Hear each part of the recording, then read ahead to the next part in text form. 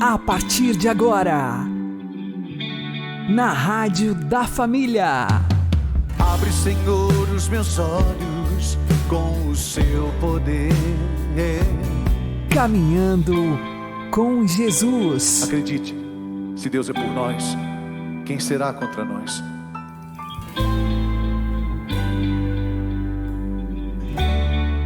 A paz esteja com você, meu querido irmão e minha querida irmã. Eu sou o João Cláudio e este é o programa Caminhando com Jesus. E vamos caminhar com Jesus em nome do Pai, do Filho e do Espírito Santo. Amém. Inspirai, ó Senhor, as nossas ações e ajudai-nos a realizá-las, para que em vós comece e para vós termine tudo aquilo que fizermos.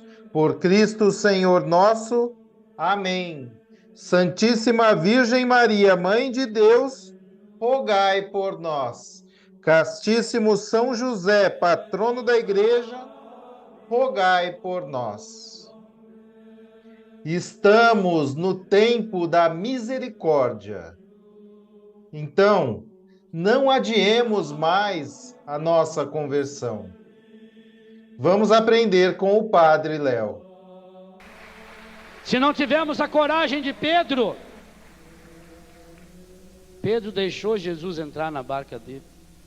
Lembra que eu falava ontem à noite? A barca estava vazia, a barca estava suja, a rede estava arrebentada, mas o Pedro estava sentado ali consertando essa rede. Quando Jesus viu Pedro sentado naquela pedra, dando nó naquela rede, quando Jesus vê você, quem sabe, com o seu terço, como ele fez com o Sandro, no dia que ficou sabendo que tinha HIV. Na hora em que você começar a colocar a barca do seu coração, da sua história, mesmo que seja uma barca estraçalhada, meu irmão, minha irmã, não existe nenhuma situação, nenhuma, por pior que ela seja, e nós estamos precisando urgentemente dessa. Isso é fé carismática. Hebreus 11 é o fundamento da esperança, é a posse antecipada. O reino de Deus vai se construindo na medida em que homens e mulheres falhos e fracos, como eu e como você, quem sabe, temos a coragem de irmos nos esvaziando. E às vezes eu pergunto, meu Deus, por que será que é muito mais fácil a gente ver cura, milagre e prodígio de Deus numa comunidade feita Betânia, formada de gente estraçalhada, de gente arrebentada, a começar pelo padre fundador? E quantas vezes grupos e mais grupos, onde todas as pessoas dizem que têm todos os frutos e os carismas do Espírito Santo, a gente não consegue perceber esses milagres. Sabe por quê? Porque quem vai para Betânia já sabe que vai para lá porque precisa dessa graça de Deus, vai para lá porque está estraçalhado, vai para lá porque está no fundo do poço. Então não precisa ficar criando máscaras. E tantas vezes em nossas comunidades nós criamos uma máscara de santidade, e enquanto tentamos proteger nossa imagem, o Espírito Santo não tem como trabalhar em nosso coração. Desde que o Senhor me inspirou a fundar essa comunidade, me ficou muito claro no coração. Em Betânia nós temos que tentar reproduzir Jesus. Então é preciso reproduzir a pedagogia de Jesus. E quando chegavam até Jesus, aquelas pessoas estrupiadas pelas drogas daquele tempo, a AIDS daquele tempo, que era a lepra, as pessoas mergulhadas no pecado, na prostituição, quando olhava para aquelas pessoas, Jesus não via o que é que aquela pessoa tinha sido, mas ele via no que aquela pessoa poderia se transformar se fosse suficientemente amada. Jesus via aquela pessoa com uma fé carismática, com uma fé de expectativa. Então entrava em ação a graça infinita de Deus, agindo num desejo humano que só precisava se transformar em vontade. Por isso, diante de Zaqueu, diante de Mateus, diante de Madalena, de Maria de Betânia, por que Jesus não fez pergunta? Me impressiona, gente, em Betânia, a espera de Jesus. Que coisa estrondosa.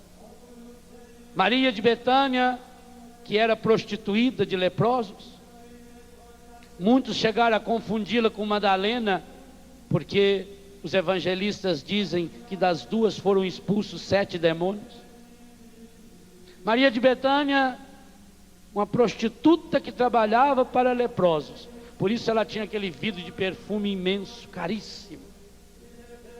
Foi se converter numa das últimas vezes que Jesus foi à sua casa. Os evangelhos nos garantem que todas as vezes que Jesus estava em Jerusalém, ele se hospedava em Betânia. Era a casa de Jesus. Vocês imaginam quantas e quantas noites Jesus dormindo num quartinho, e aquelas casas que nem porta tinha, e Jesus que ainda acordava cedo e de madrugada para rezar, como o evangelho diz que ele fazia, e às vezes até Lucas 6,12, por exemplo, que ele passava as noites inteiras em oração. Vocês imaginam quantas e quantas vezes Jesus deitado no quartinho, ou rezando, escutava 2, 3, 4 horas da manhã, a porta se abrir, e pelo cheiro forte daquele perfume de nardo puro, entrava Maria de Betânia, de mais uma noite de prostituição. Isso tocou muito o meu coração. Quantas e quantas vezes Jesus dormiu, talvez até no quarto de Maria, porque se tinha mais gente, e Jesus tinha o costume, um dia levava uma turma sempre. Quantas e quantas vezes ele não deve ter dormido no próprio quarto dela? Gente, esse tempo, o tempo da misericórdia me impressiona. Maria de Betânia só foi se converter verdadeiramente depois da ressurreição de Lázaro. João 11, ressurreição de Lázaro. João 12, a conversão de Maria de Betânia. E lá dá a data, 6 dias antes da Páscoa.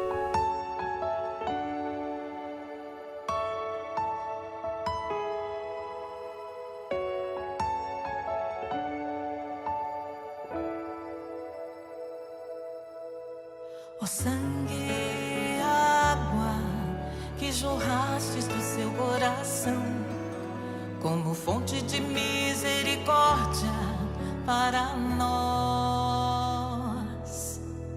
Ó sangue e água que jorrastes do seu coração, como fonte de misericórdia para nós. Eu confio em vós, eu confio em vós, eu confio em vós, eu confio em vós, eu confio em vós, eu confio em vós.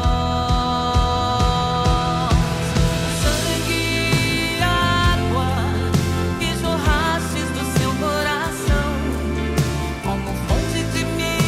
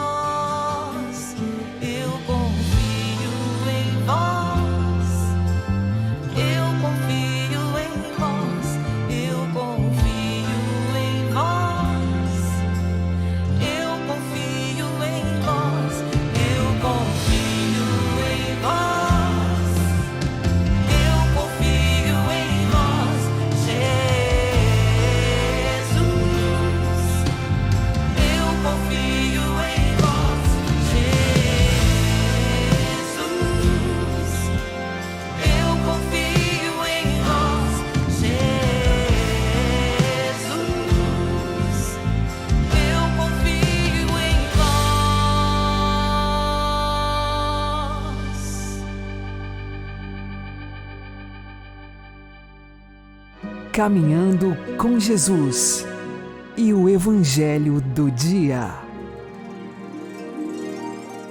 O Senhor esteja convosco, Ele está no meio de nós. Anúncio do Evangelho de Jesus Cristo segundo São João. Glória a vós, Senhor.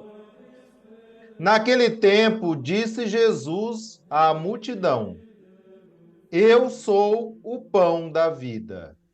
Quem vem a mim não terá mais fome, e quem crê em mim nunca mais terá sede. Eu, porém, vos disse que vós me vistes, mas não acreditais. Todos os que o Pai me confia virão a mim, e quando vierem, não os afastarei.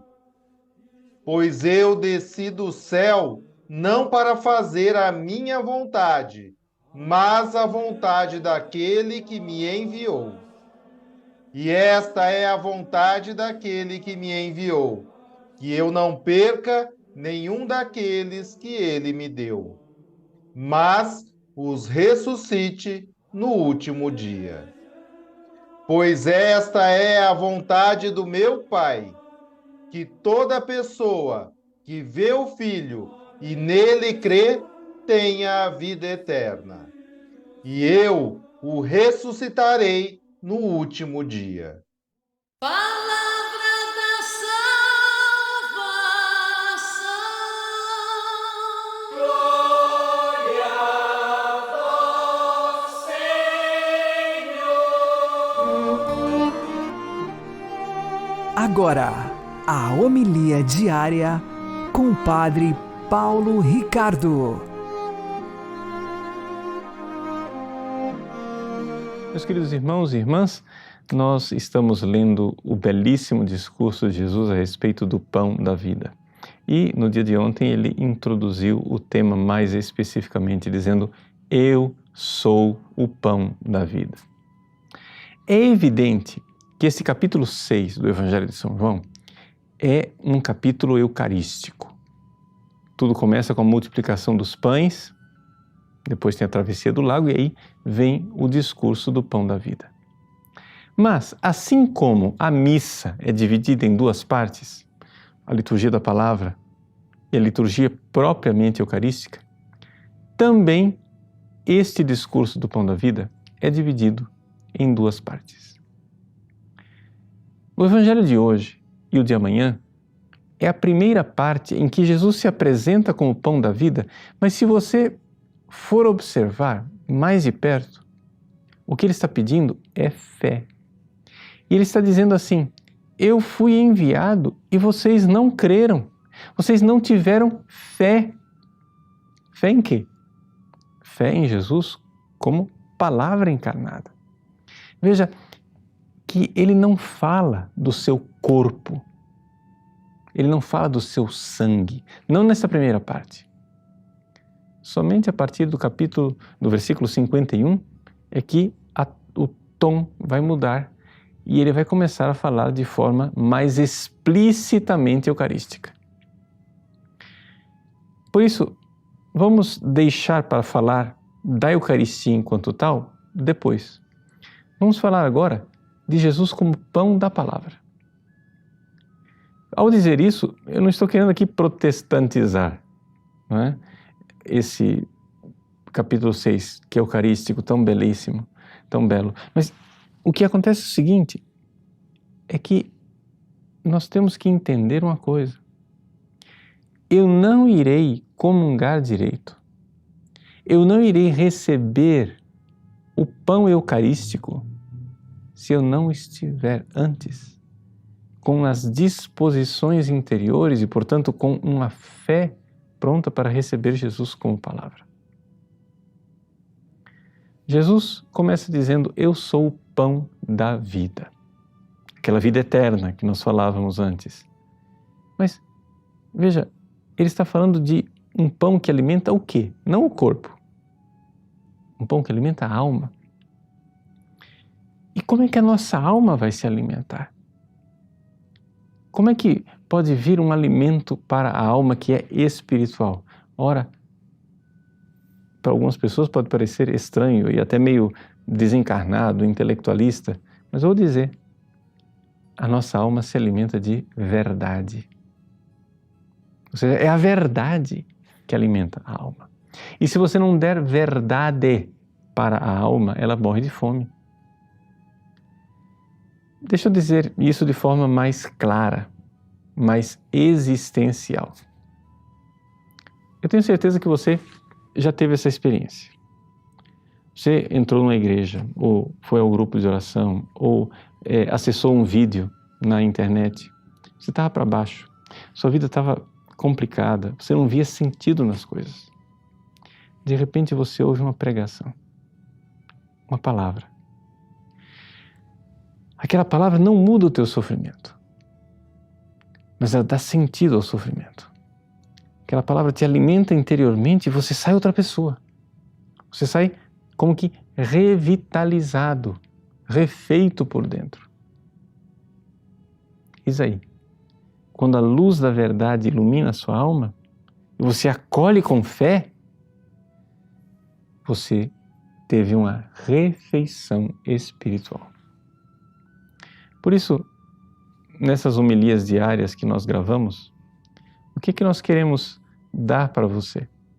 Né? São esses 5 minutinhos em que a gente meio que mexe na palavra de Deus, a gente rumina junto à palavra de Deus, para que essa palavrinha mastigada consiga ser alimento para você. Então, é importante que você, ao receber essas homilias diárias, você dê tempo para a sua oração, não somente assista. Reze depois, rumine e faça uma refeição espiritual. Deus abençoe você. Em nome do Pai, do Filho e do Espírito Santo. Amém. Proclamar a palavra. Tem muita gente precisando escutar. Vem, insista, todo dia proclama, oportuna e inoportunamente proclama.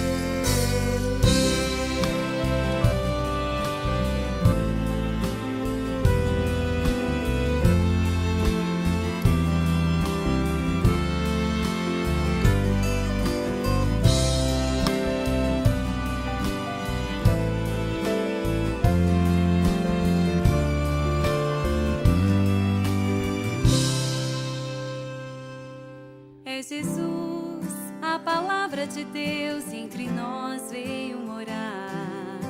Quem ouve sua palavra e a põe a praticar. Sua casa sobre a rocha construída estará. Mundo novo e solidário e justo surgirá. Cai a chuva, vem enchente, vento forte a soprar. Quem não ouve é imprudente. Sua casa não resistirá. Vem proclamar a palavra. Tem muita gente precisando escutar. Vem, insista, todo dia proclama. Oportuna e inoportunamente proclama. Proclamar a palavra de Deus para que o mundo creia. Proclamar a palavra para mudar, para transformar. Mudar o mundo, nossa vida, jeito novo da gente viver. Para que sejamos todos um, ensinar, convencer. Vem proclama a palavra com coragem pra salvar. Proclamar para que todos a verdade possam encontrar. Vem proclamar a palavra. Tem muita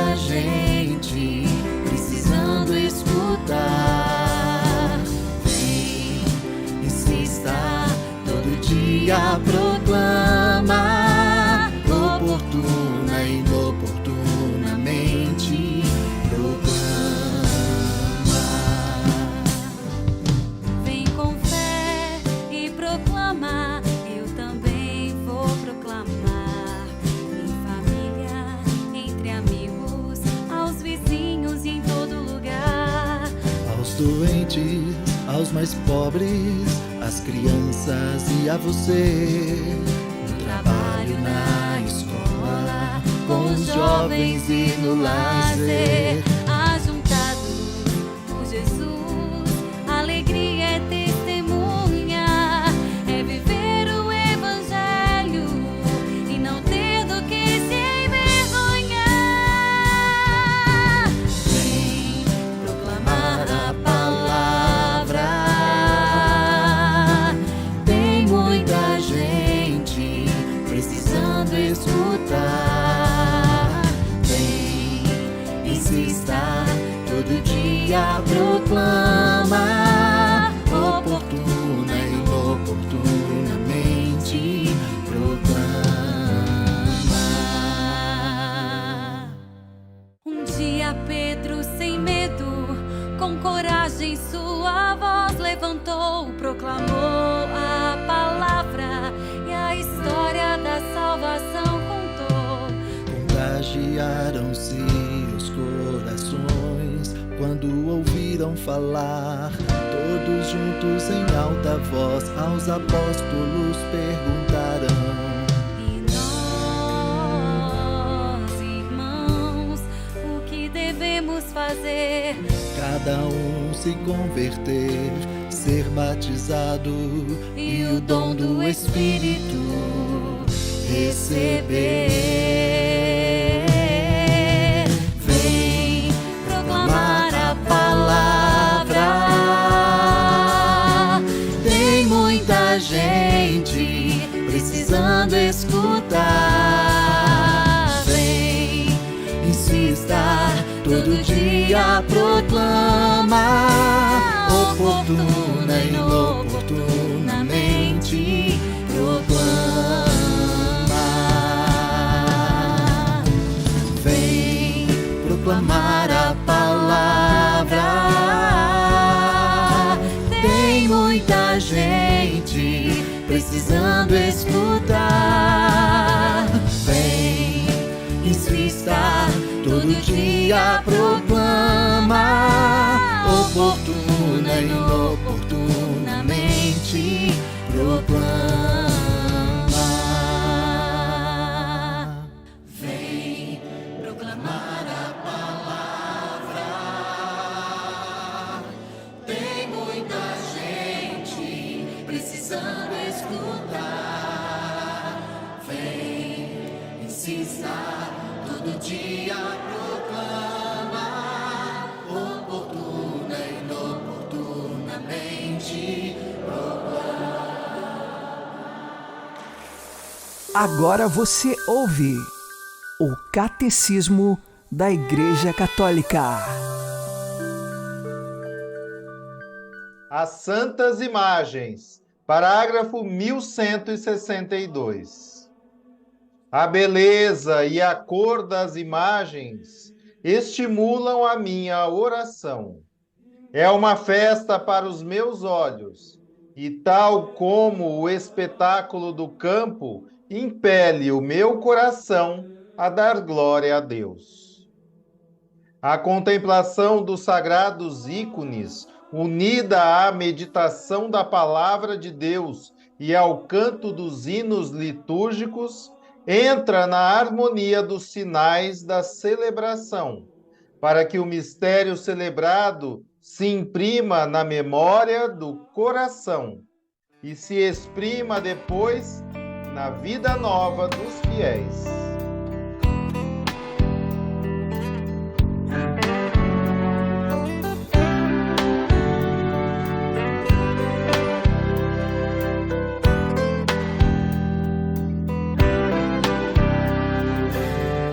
Se alguém duvidar de ti, dizendo que não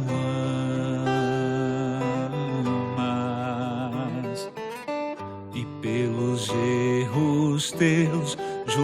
para o teu viver. Não desanimes, não, Deus vê teu coração.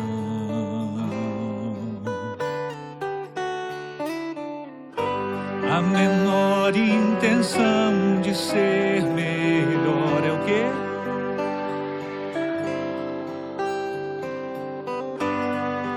Desde um sorriso a um olhar, sim, é amor. Se a imagem e semelhança do amor foste criado, então dos teus atos o mais sincero e natural é o teu amar. Eu pergunto se existe alguém aqui que nunca falhou na vida, ou arrependido quis voltar atrás. Não importa se tu és pecador, que às vezes sem forças quer lutar, o caminho de Deus é teu lugar.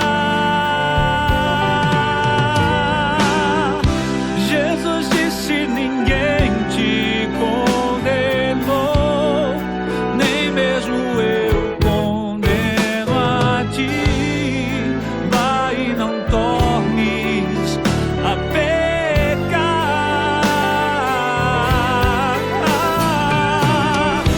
Todo ouro do mundo não pode comprar o que tu tens pra dar. Precioso és ao teu Senhor. Toma posse comigo e diz: Deus me ama,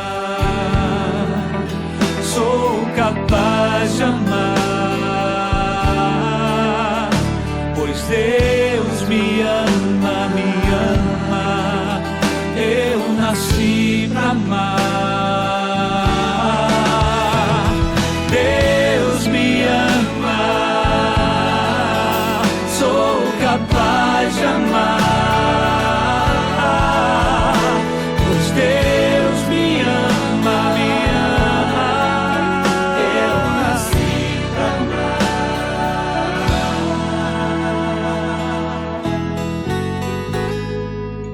A maior notícia da tua vida: Deus te ama.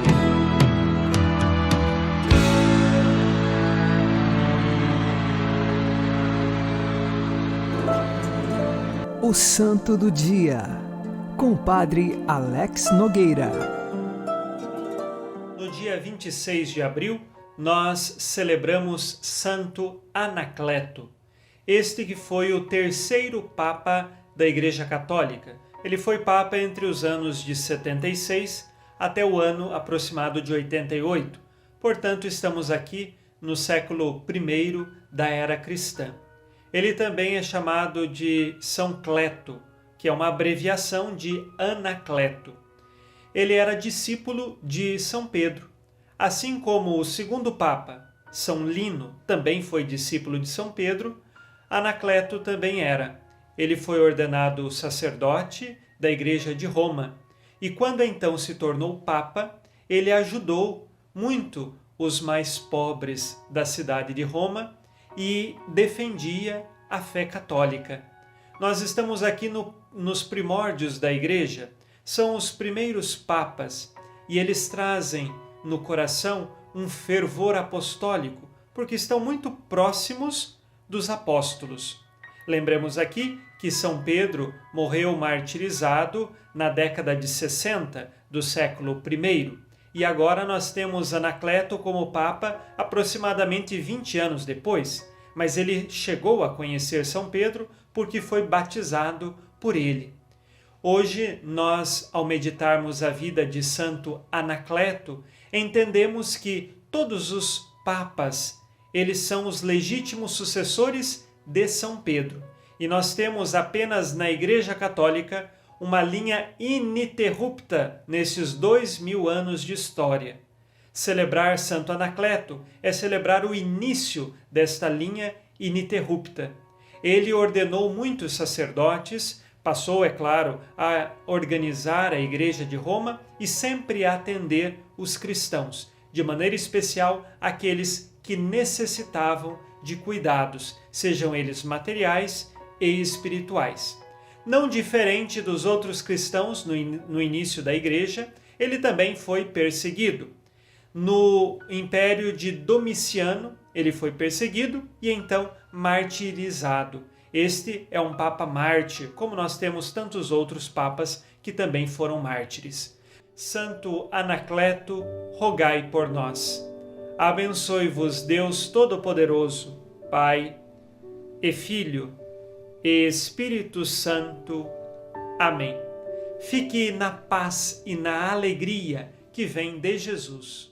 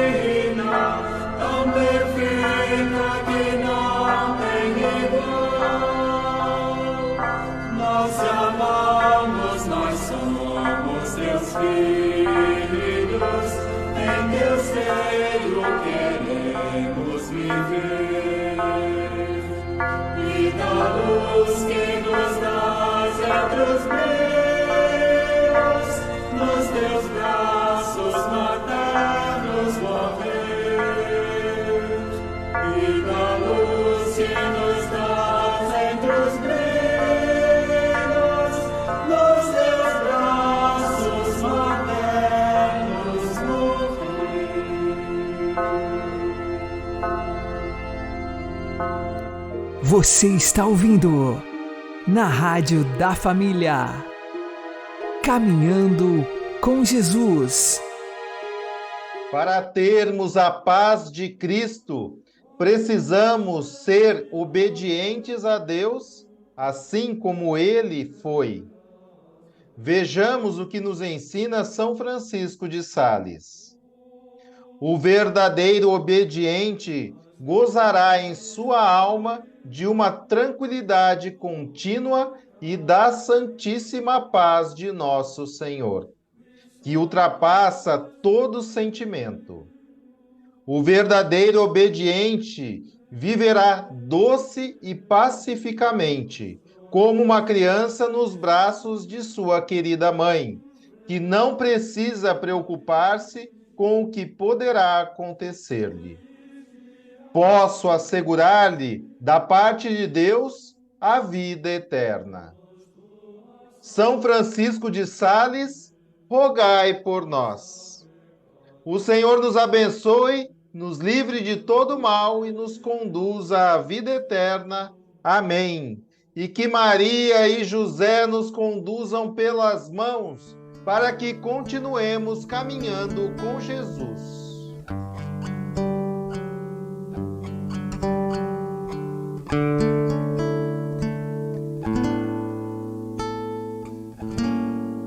Estás aqui, Senhor, e me chamas a entrar em teus aposentos, em minha alma habitar, no mais íntimo de mim, em ti mesmo vou ficar, no meu mais profundo, em minha alma teu lugar. Como entender meus caminhos? Quem pode perscrutar teus caminhos? Se queres, eu quero. Se chamas, eu vou. És a vida da minha vida. É em ti que eu sou. Vontade de Deus, és meu paraíso. Vontade de Deus, és meu paraíso.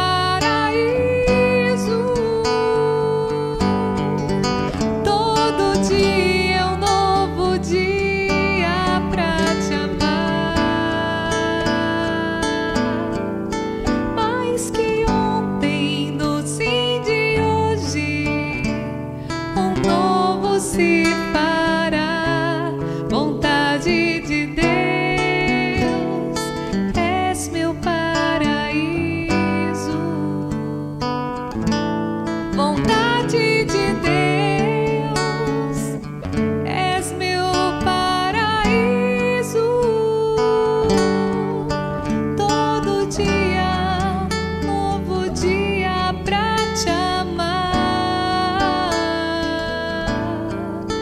Mais que ontem, no sim de hoje, um novo se fará.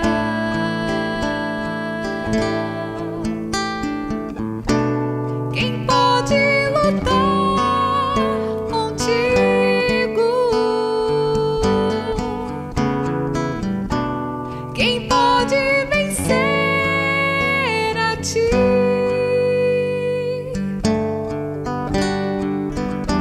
Se queres, eu quero. Se chamas, eu vou. És a vida da minha vida. É em ti que eu sou. Vontade de Deus, és meu paraíso. Vontade de Deus, és meu paraíso. Todo dia, um novo dia pra te amar.